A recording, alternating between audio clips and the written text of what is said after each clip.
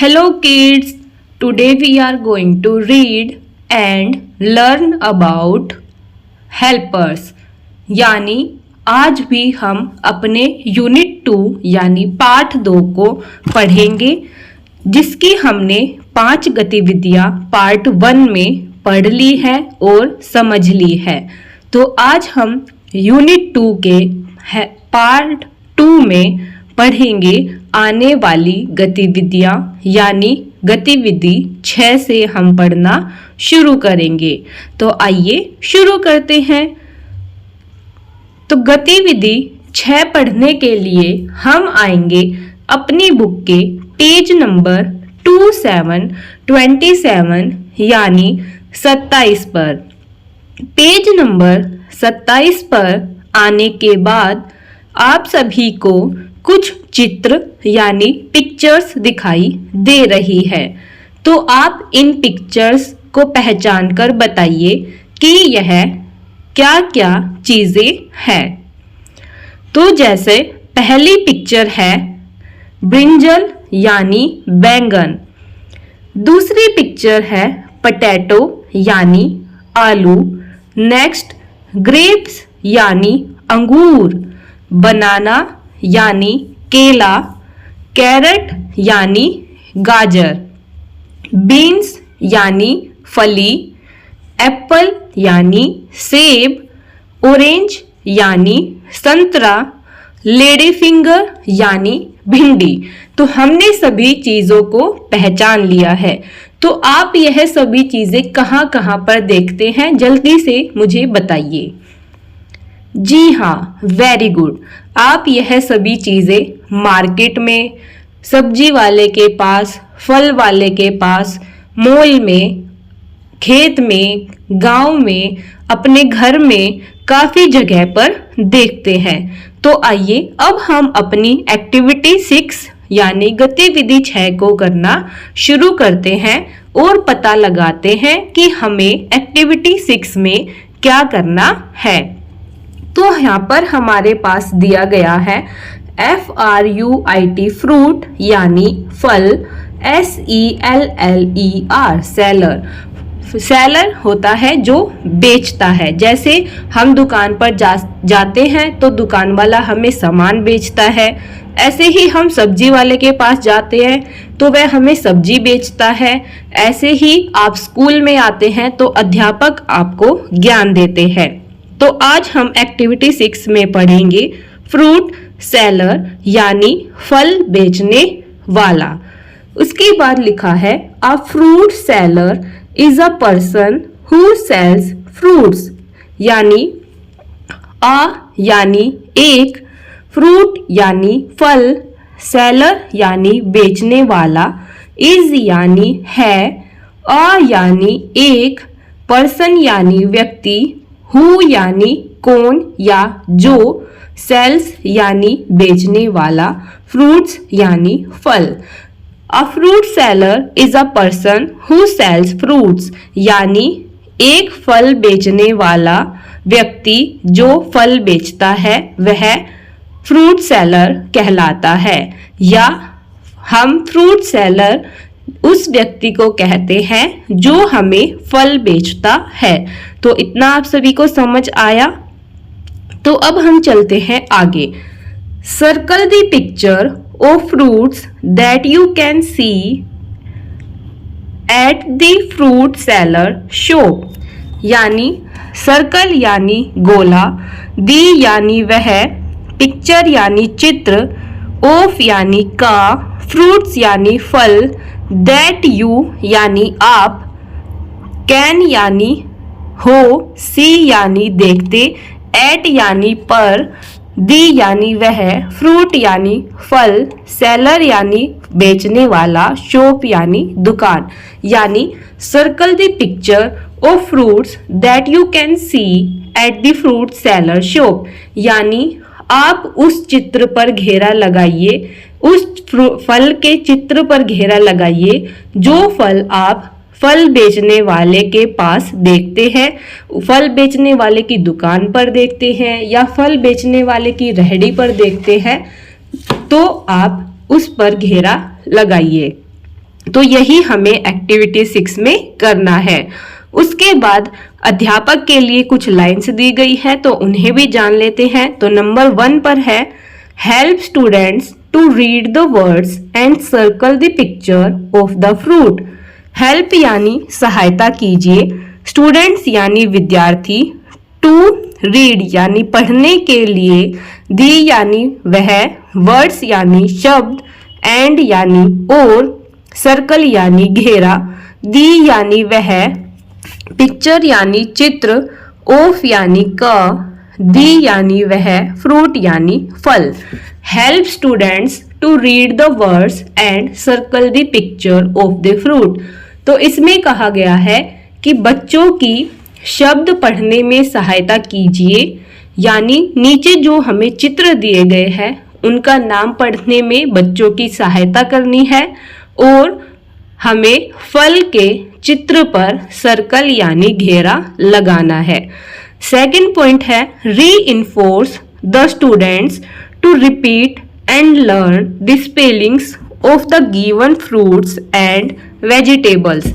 यानी रीइंफोर्स यानी बच्चों को दोबारा से प्रोत्साहित कीजिए, दी यानी वह, स्टूडेंट्स यानी बच्चे, टू रिपीट यानी दोहराने के लिए, एंड यानी और, लर्न यानी पढ़ना, याद करना या सीखना, दी मतलब वह, स्पेलिंग्स यानी किसी जैसे नीचे वर्ड दिए गए हैं तो उसका पूरा नाम लिखने के लिए हम उसमें लेटर्स का इस्तेमाल करते हैं, जिससे वर्ड बनता है तो उसे हम बोलते हैं स्पेलिंग।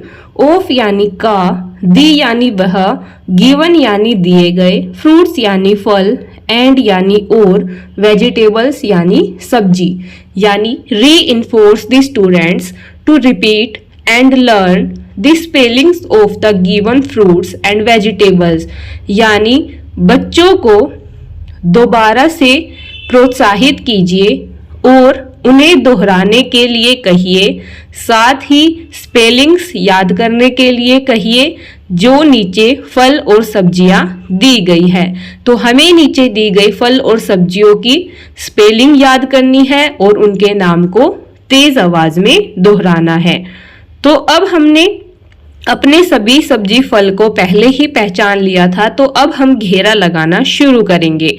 उससे पहले हम सभी के स्पेलिंग याद करते हैं, जैसे BRINJAL ब्रिंजल यानी बैंगन, POTATO पोटैटो यानी आलू, GRAPES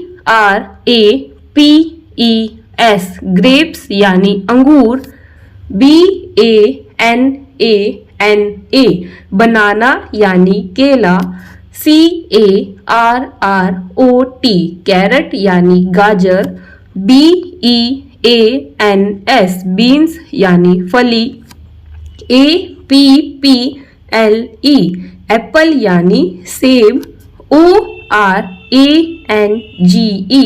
ऑरेंज यानी संतरा, LADYFINGER लेडी फिंगर यानी भिंडी।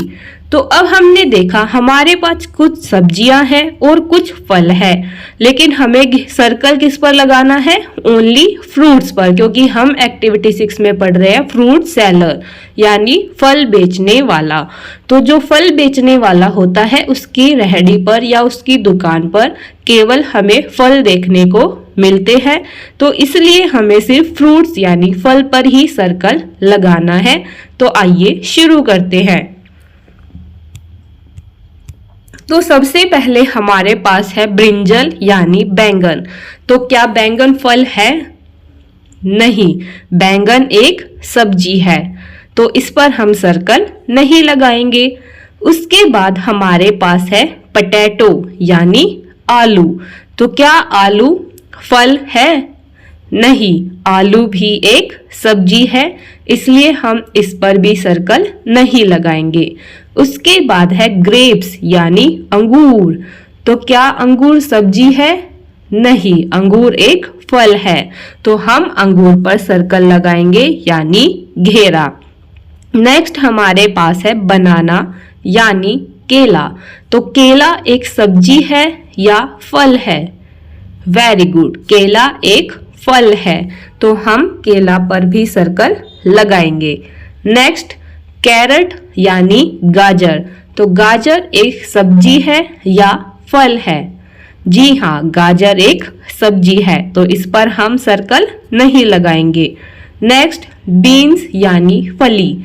तो बीन्स बताइए, सब्जी है या फल है? जी हाँ, बीन्स एक सब्जी है, तो इस पर भी सर्कल नहीं लगाएंगे। नेक्स्ट, एप्पल यानी सेब। तो सेब एक फल है, इसलिए हम इसके ऊपर सर्कल लगाएंगे। नेक्स्ट, ऑरेंज यानी संतरा। तो संतरा भी एक फल है, इसलिए हम इस पर भी सर्कल लगाएंगे। नेक्स्ट, लेडी फिंगर यानी भिंडी। तो भिंडी एक सब्जी है, इसलिए हम भिंडी पर सर्कल नहीं लगाएंगे। तो इस तरीके से हमारी एक्टिविटी 6 यानी गतिविधि 6 पूरी होती है। हमें गतिविधि 6 में फ्रूट सेलर यानी फल बेचने के वाले के बारे में पढ़ा। फल बेचने वाला व्यक्ति फ्रूट सेलर कहलाता है। और साथ ही हमें नीचे दिए गए सब्जी और फल की स्पेलिंग भी याद करनी है। तो अब हम चलते हैं आगे नेक्स्ट पेज पर। तो अब हम नेक्स्ट पेज पर आते हैं। तो मैंने यहाँ पर अलग अलग कलर्स की सहायता से फलों के ऊपर सर्कल यानी घेरा बना दिया है। तो आप भी ऐसे ही सुंदर सुंदर तरीके से सर्कल बना लेंगे। और आप वीडियो को रोककर यहाँ से देखकर भी कार्य चेक कर सकते हैं कि आपने सही कार्य किया है या गलत कार्य किया है। तो अब हम चलते हैं आगे नेक्स्ट पेज पर। अब हम आते हैं पेज नंबर 28 यानी पेज नंबर 28 पर। तो पेज नंबर 28 पर आने के बाद हमें दी गई है एक्टिविटी 7 यानी गतिविधि 7। तो गतिविधि 7 का नाम है राइट यानी लिखना, माई यानी मेरा, नेम यानी नाम। राइट माई नेम यानी मेरा नाम लिखिए। उसके बाद टीचर्स के लिए कुछ लाइन दी गई है, तो जानते हैं। नंबर 1 पर है help the students to read out the names of the helpers. Help यानी सहायता करना, दी यानी वह, स्टूडेंट्स यानी विद्यार्थी, टू रीड यानी पढ़ने के लिए, आउट द नेम्स यानी नीचे दिए गए नाम, ऑफ यानी का, दी यानी वह, हेल्पर्स यानी सहायक। तो यूनिट 2 में हम अपने सहायक यानी हेल्पर्स के बारे में पढ़ रहे हैं। तो हमें फर्स्ट पॉइंट में कहा गया है help the students to read out the names of the helpers, यानी नीचे दिए गए सहायक के नाम पढ़ने में बच्चों की सहायता कीजिए। नंबर 2 पर है interact with the students about various helpers and the work they do, यानी इंटरेक्ट यानी बच्चों से बातचीत कीजिए, विद यानी साथ, दी यानी वह, स्टूडेंट्स यानी बच्चे, अबाउट यानी के बारे में, वेरियस यानी अलग अलग, हेल्पर्स यानी सहायक, एंड यानी और, दी यानी वह, वर्ड्स यानी शब्द, वर्क यानी कार्य, दे यानी वे, डू यानी करना या करते हैं। तो नंबर 2 पर कहा गया है interact with the students about various helpers and the work they do, यानी बच्चों के साथ बातचीत कीजिए और हमारे अलग अलग सहायक के बारे में पता लगाइए और साथ ही पता लगाइए कि वह क्या क्या कार्य करते हैं। Number 3, encourage the students to write the words correctly, यानी एनकरेज यानी प्रोत्साहित करना, दी यानी वह, स्टूडेंट्स यानी बच्चे, टू राइट यानी लिखने के लिए, दी यानी वह, वर्ड्स यानी शब्द, करेक्टली यानी सही। नंबर 3 पर कहा गया है encourage the students to write the words correctly, यानी बच्चों को सही शब्द और सही स्पेलिंग लिखने के लिए प्रोत्साहित कीजिए।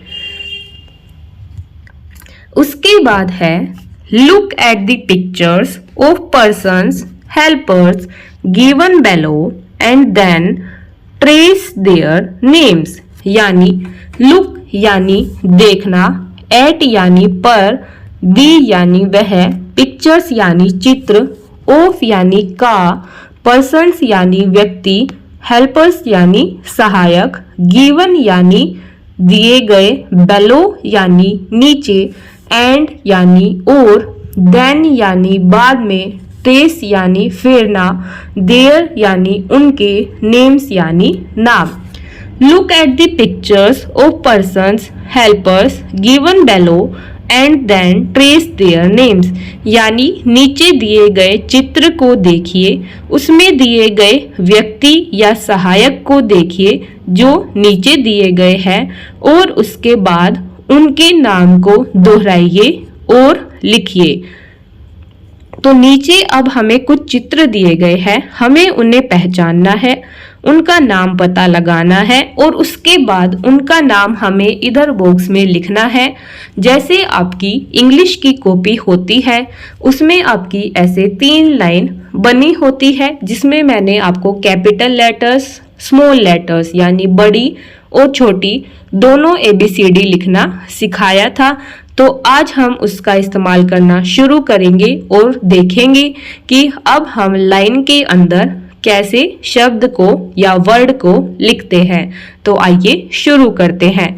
सबसे पहले हमारे पास है पुलिसमैन, POLICEMAN, पुलिसमैन यानी पुलिस, पुलिस यानी पुलिस, मैन यानी आदमी, पुलिसमैन यानी एक व्यक्ति जो हमारी सहायता करता है। तो पुलिसमैन की वर्दी यानी यूनिफॉर्म का रंग बताइए। वेरी गुड, पुलिसमैन की यूनिफॉर्म का रंग है खाकी। ऐसे ही हमने और किसकी यूनिफॉर्म देखी थी जिसका रंग खाकी था? जी हाँ, पोस्टमैन यानी डाकिया। उसके बाद है फार्मर, FARMER, फार्मर यानी किसान।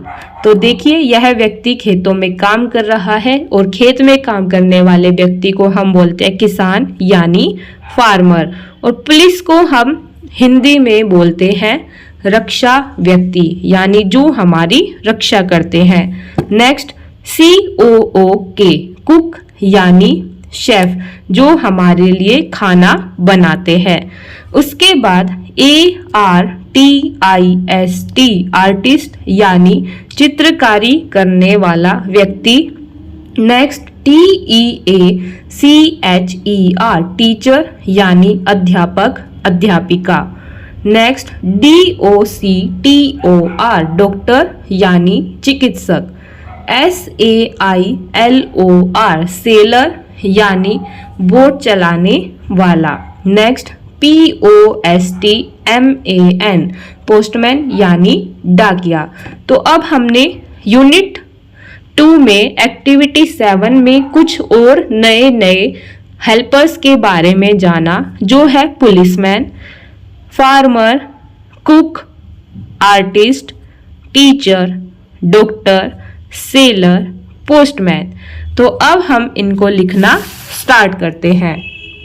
तो हम ऊपर की 2 लाइनों में लिखते हैं P, उसके बाद बीच वाली लाइन में लिखेंगे OLICEMAN, policeman.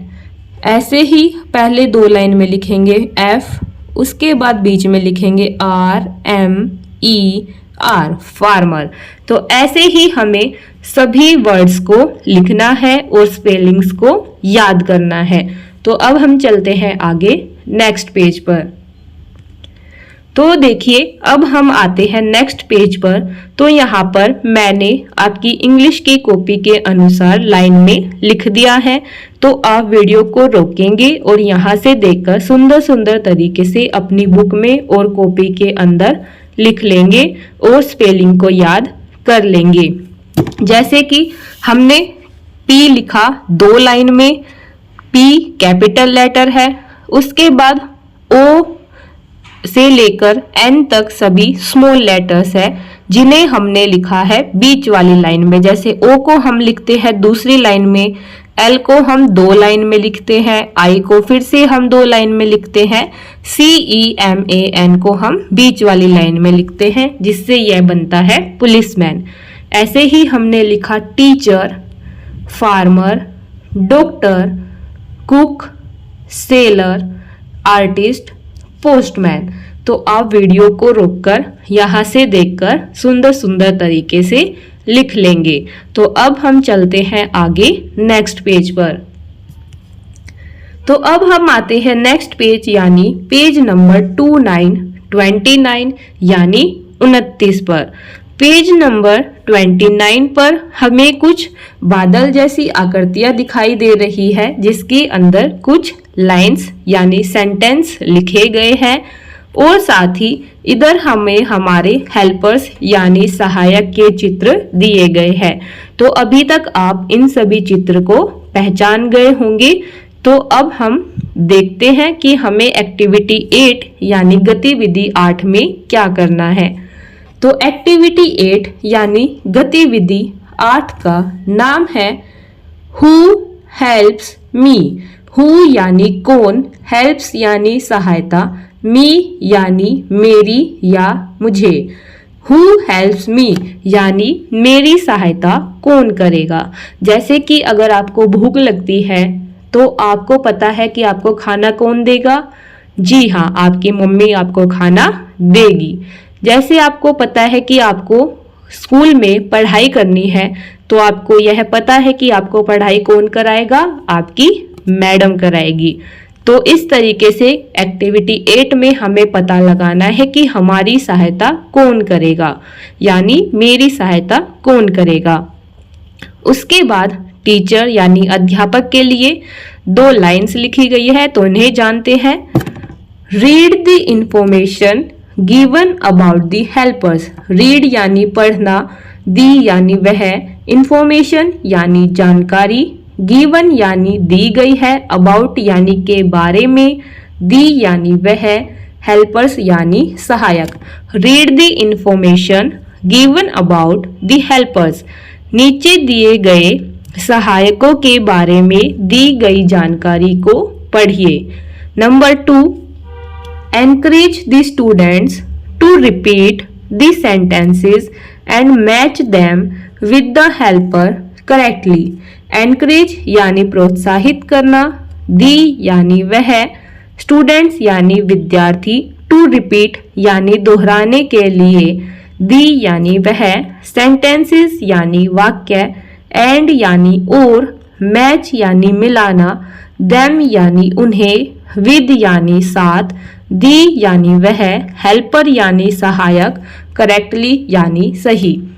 Encourage the students to repeat the sentences and match them with the helper correctly।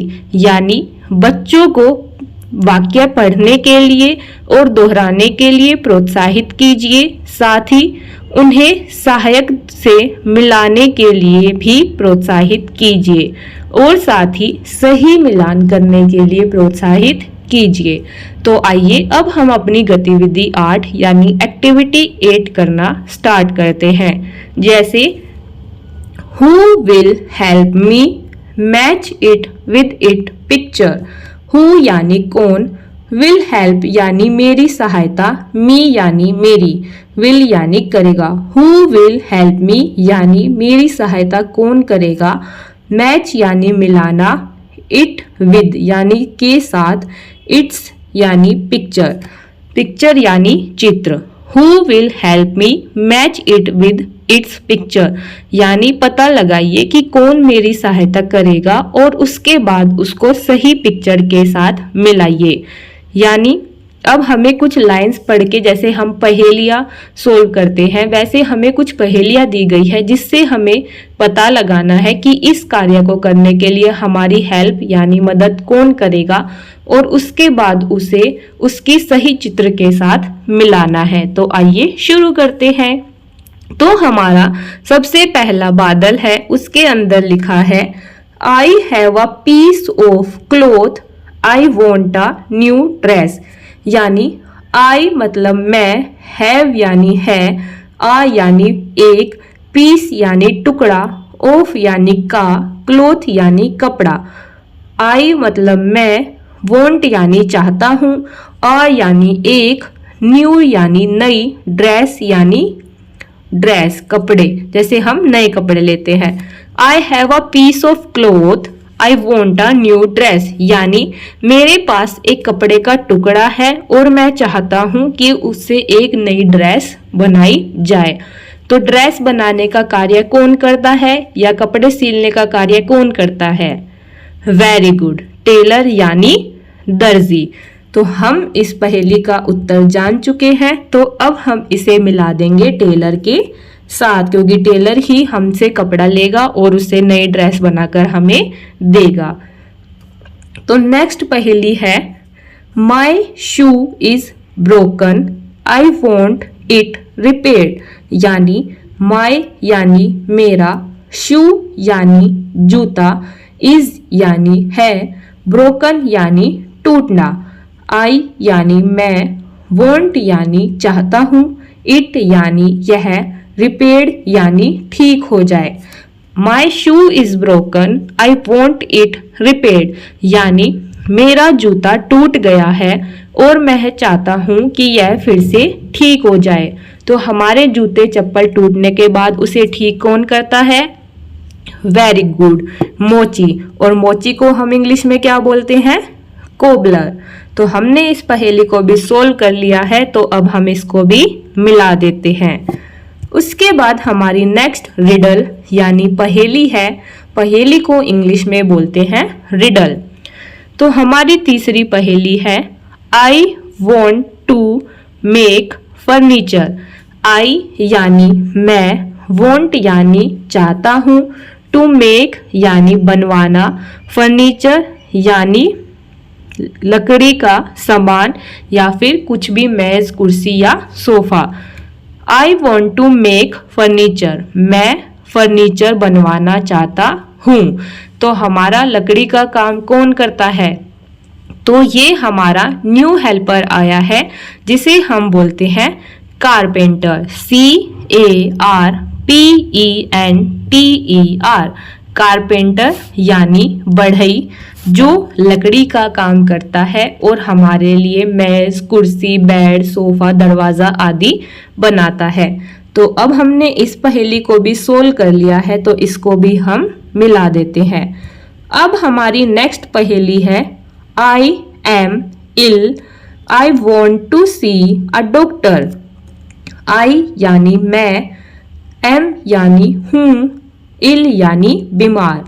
आई यानी मैं, वॉन्ट यानी चाहता हूँ, टू सी यानी दिखाना, आ यानी एक, डॉक्टर यानी चिकित्सक।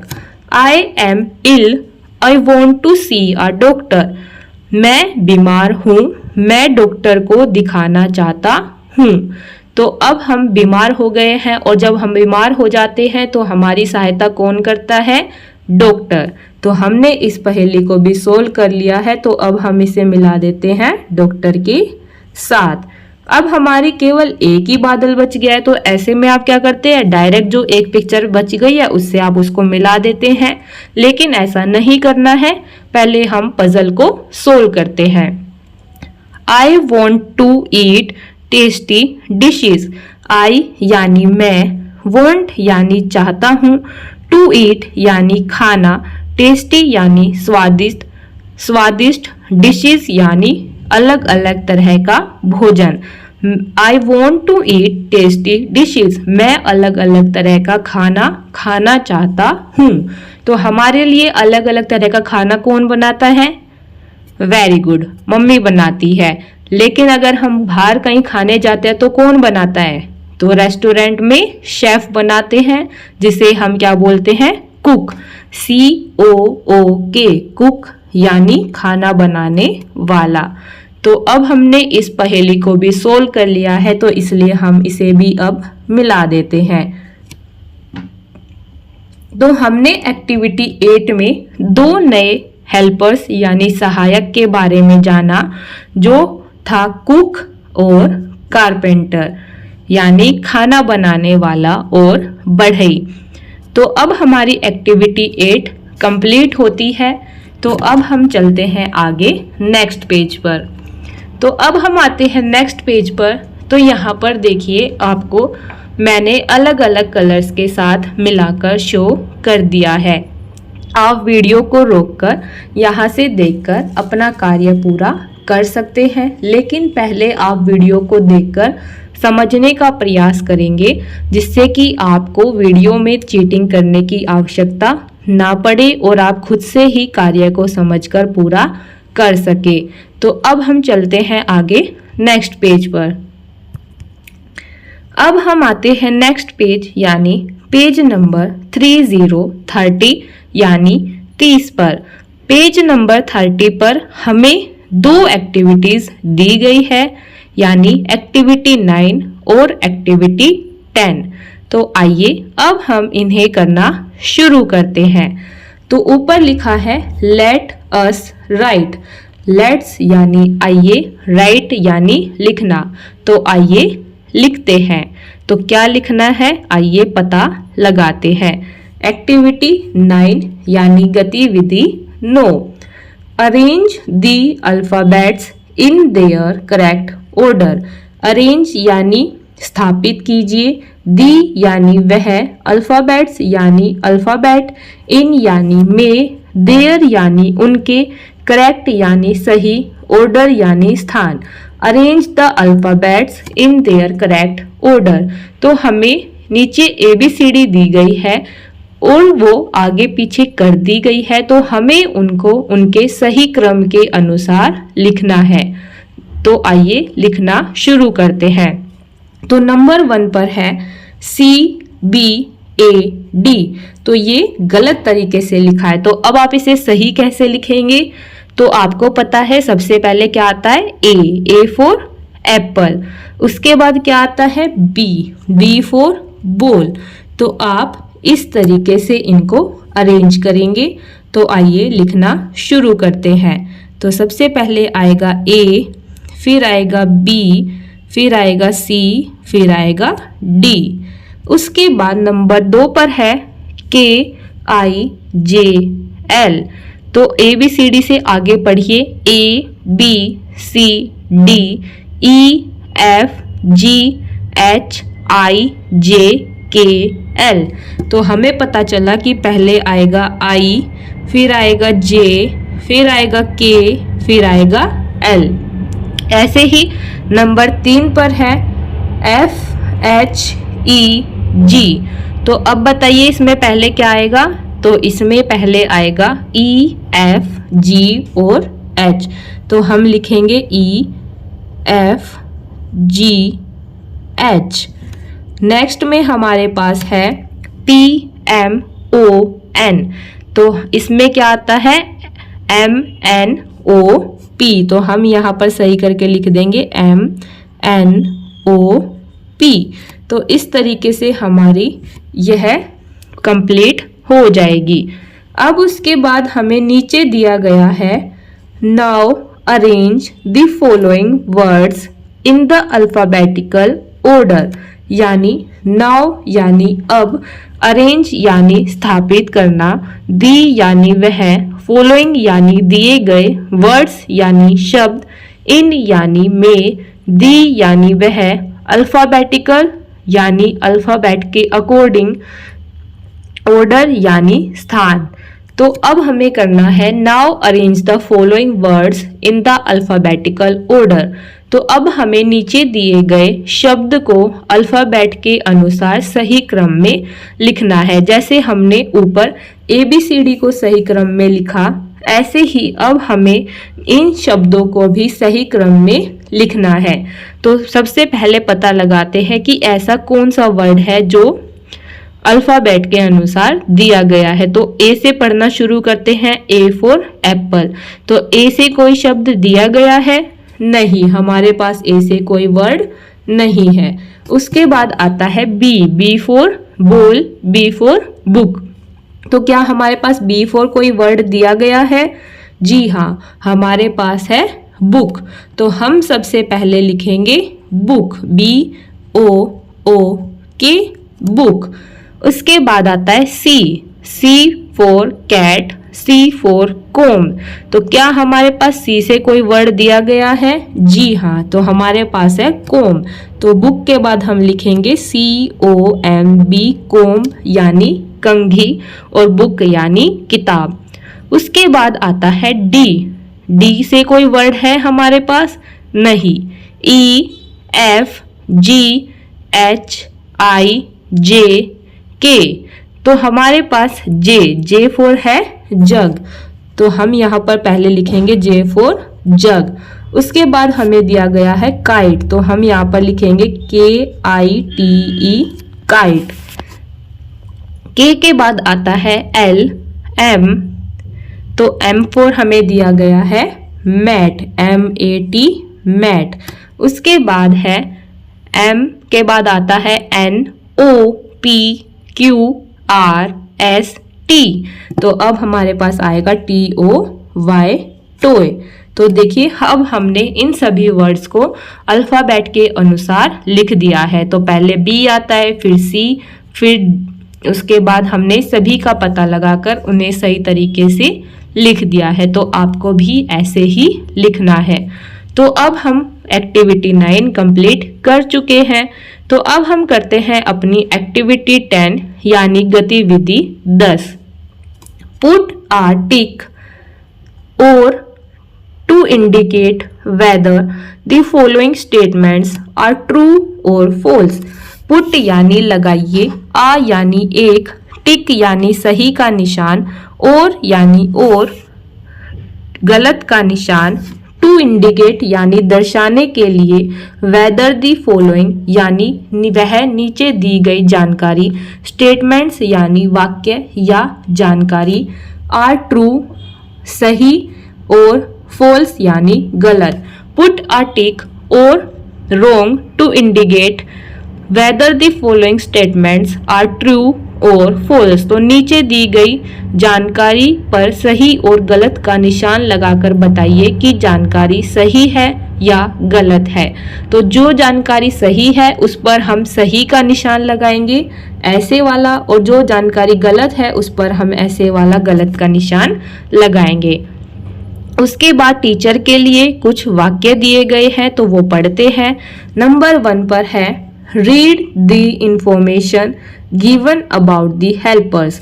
रीड यानी पढ़िए, दी यानी वह, इंफॉर्मेशन यानी जानकारी, गिवन यानी दी गई, अबाउट यानी के बारे में, दी यानी वह, हेल्पर्स यानी सहायक। Read the information given about the helpers यानी नीचे दिए गए सहायक के बारे में कुछ जानकारियां दी गई है, तो उन्हें पढ़िए। Number 2, encourage the students to repeat the statements and put right or wrong for the given statements। encourage यानी प्रोत्साहित कीजिए, दी मतलब वह, स्टूडेंट्स यानी विद्यार्थी, टू यानी के लिए, रिपीट यानी पढ़ना, दी यानी वह, स्टेटमेंट्स यानी जानकारी, एंड यानी और, पुट यानी लगाना, सही और गलत, फॉर द गिवन यानी दिए गए, स्टेटमेंट्स यानी जानकारी। Encourage the students to repeat the statements and put right or wrong for the given statements. तो बच्चों को नीचे दी गई जानकारी का पता लगाने के लिए कि जानकारी सही है या गलत है, और उसके बाद उस पर सही और गलत यानी राइट और रॉन्ग का निशान लगाने के लिए प्रोत्साहित कीजिए। तो आइए अब हम अपनी स्टेटमेंट्स यानी जानकारी पढ़ना शुरू करते हैं। तो सबसे पहले हमारे पास है a teacher flies an aeroplane. A यानी एक, टीचर यानी अध्यापक, फ्लाइज यानी उड़ाती है, एन यानी एक, एरोप्लेन यानी हवाई जहाज। यानी अ टीचर फ्लाइज एन एरोप्लेन, एक टीचर हवाई जहाज उड़ाती है। तो यह जानकारी स्टेटमेंट सही है या गलत है। वेरी गुड, यह जानकारी गलत है क्योंकि टीचर क्या करती है, हमें पढ़ाती है, तो इसलिए यहाँ पर गलत का निशान लगाया गया है। तो ऐसे ही आपको बाकी की 4 स्टेटमेंट्स को पढ़कर पता लगाना है कि वह सही है या गलत है। तो नेक्स्ट है हमारी a fruit seller sells fruit. A यानी एक, फ्रूट यानी फल, सेलर यानी बेचने वाला, सेल्स यानी बेचता है, फ्रूट्स यानी फल। A fruit seller sales fruits, एक फल बेचने वाला फल बेचता है। तो यह जानकारी सही है या गलत है? जी हाँ, यह जानकारी सही है क्योंकि फल बेचने वाला फल ही बेचता है। तो हम इसके आगे लगाएंगे सही का निशान। तो हम यहाँ लगाते हैं सही का निशान। थर्ड इंफॉर्मेशन हमारी है अ पोस्टमैन डिलीवर्स लेटर्स। अ यानी एक, पोस्टमैन यानी डाकिया, डिलीवर्स यानी पहुंचाता है, लेटर्स यानी चिट्ठियां। अ पोस्टमैन डिलीवर्स लेटर्स यानी एक डाकिया चिट्ठी पहुंचाता है। तो क्या यह सही है या गलत है? वेरी गुड, यह सही है। तो इस पर हम फिर से सही का निशान लगा देते हैं। उसके बाद हमारे पास है a cobbler works in a hospital. A यानी एक, कोबलर यानी मोची, वर्क्स यानी काम करता है, इन यानी में, अ यानी एक, हॉस्पिटल यानी अस्पताल।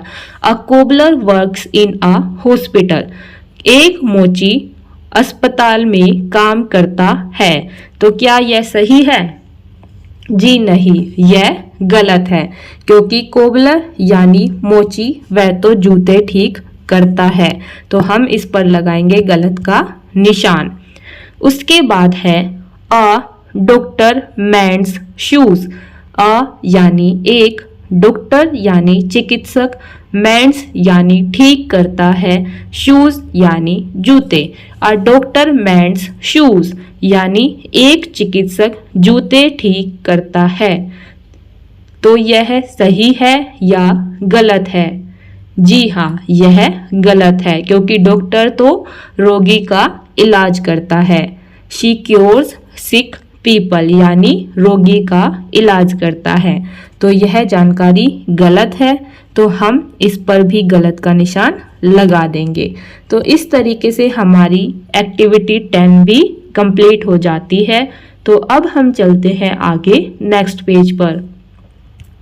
अब हम आते हैं नेक्स्ट पेज पर। तो यहाँ पर मैंने देखिए सबसे पहले सभी अल्फ़ाबेट्स को ऑर्डर में लिख दिया है, जैसे ABCD, उसके बाद EFGH IJKL MNOP। तो आपको भी ऐसे गलत ABCD से उसको सही ABCD के रूप में लिखना आना चाहिए। उसके बाद हमने नीचे दिए गए वर्ड्स को भी अल्फ़ाबेट के अनुसार लिख दिया है, जैसे पहले B आता है तो बुक लिखा, C आता है तो कोम, उसके बाद J आएगा तो जग, फिर काइट, फिर मैट और फिर टॉय।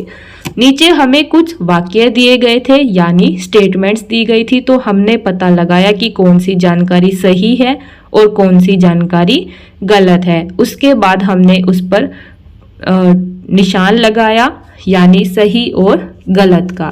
तो आप वीडियो को रोककर यहाँ से देखकर अपना यह कार्य बुक में पूरा कर सकते हैं और याद भी कर सकते हैं। तो अब हम चलते हैं आगे नेक्स्ट पेज पर। तो अब हम आते हैं नेक्स्ट पेज यानी पेज नंबर 31 यानी 31 पर। तो पेज नंबर 31 पर अब हमें जांचना है कि हम क्या क्या सीख चुके हैं। यह पेज आपको हर यूनिट के लास्ट में मिलेगा, यह जैसे हमने यूनिट 1 के लास्ट में भी ऐसे पेज को किया था। तो आइए अब इसे जानते हैं। Teacher will read the following statements aloud and ask the students to draw smiley in front of the statements that they can do। यानी अध्यापक पढ़कर बताएगा, अध्यापक नीचे दी गई जानकारी को तेज आवाज में पढ़कर बताएगा और बच्चों को कहेगा कि जो जो जानकारी उन्हें समझ आ गई है और जिस कार्य को वह कर सकते हैं उसके सामने वह स्माइली यानी यह वाला चित्र बनाए। और जो चीज़ें उन्हें समझ नहीं आई है, जिसको करने के लिए उन्हें अभी किसी की सहायता चाहिए, जैसे दोस्त की, अध्यापक की या माता पिता की, तो वह यह वाला चित्र बनाएगा। और जिसे कुछ भी समझ नहीं आया है तो वह नीचे यह वाला चित्र बनाएगा। उसके बाद है सेल्फ चेक यानी अपनी जांच करना। आई कैन डू यानी मैं कर सकता हूँ। तो नंबर 1 पर है I can associate words with pictures यानी मैं चित्र के साथ शब्दों को जोड़ सकता हूँ। तो आप यह कर सकते हैं, तो आप यह वाला चित्र बनाइए। Number 2, I can name our helpers seen in the picture यानी मैं चित्र देखकर हमारे सहायक के नाम बता सकता हूँ। तो जो बच्चे बता सकते हैं वो यह चित्र बनाएंगे, जो किसी से पूछकर बताएंगे वह यह चित्र बनाएंगे, और जिन्हें बिल्कुल नहीं पता वह यह चित्र बनाएंगे। Number 3, I can match helpers to the corresponding picture यानी मैं ऊपर नीचे दी गई चित्र के साथ भी उनके सही नाम वाले सहायक को मिला सकता हूँ।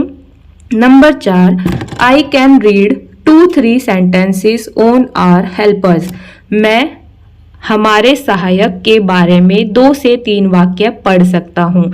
जो हमने पहली सोल्व की थी आप उसे इंग्लिश में पढ़ सकते हैं। तो आप ये वाली इमोजी बनाएंगे यानी स्माइली बनाएंगे। Number 5, I can write names of our helpers मैं हमारे सहायक के नाम लिख सकता हूँ। Number 6, I can use a dictionary to arrange words in alphabetical order मैं डिक्शनरी का इस्तेमाल कर सकता हूँ शब्द को सही अल्फाबेट के अनुसार लिखने के लिए, जैसे कि हमने अभी एक्टिविटी 9 में किया था। Number 7, I can read names of fruits and vegetables मैं फल और सब्जियों के नाम पढ़ सकता हूँ, जो हमने एक्टिविटी 6 में पढ़े थे। Number 8, I can match the pictures of helpers with the work they do मैं हमारे सहायक को उनके द्वारा किए जाने वाले काम की चित्र के साथ मिला सकता हूँ। Number 9, I can speak about what I want to become मैं इसके बारे में बता सकता हूँ कि मैं क्या बनना चाहता हूँ, जो हमने किया था एक्टिविटी 5 में कि I want to become a teacher, doctor etcetera. Number 10, I can respond to questions related to the given text मैं टेक्स्ट यानी लिखी हुई जानकारी के अनुसार क्वेश्चंस के उत्तर दे सकता हूँ, जो हमने किया था एक्टिविटी 10 के अंदर।